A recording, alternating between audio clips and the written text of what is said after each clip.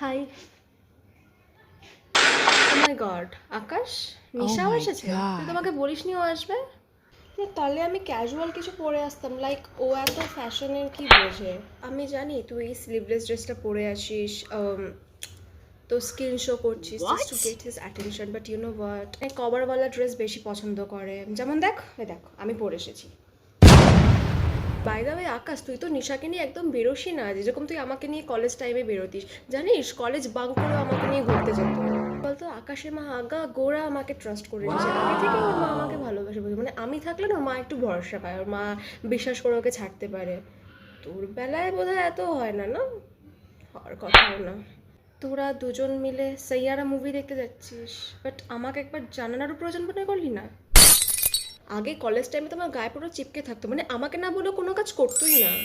But এখন 2-3 মাসের জন্য একেবারে পুরো বশ করে নিয়েছিস। বল আকাশ, তুই নিজে বুঝতে পারছিস তোর মধ্যে কতটা পরিবর্তন এসছে এই মেয়েটার জন্য? You still have time, think about it. মাত্র 2-3 মাসেরই ব্যাপার, ছাড়াছাড়ি হয়ে গেলে মনে হয় না খুব একটা কষ্ট হবে বলে। What? I want the best for you.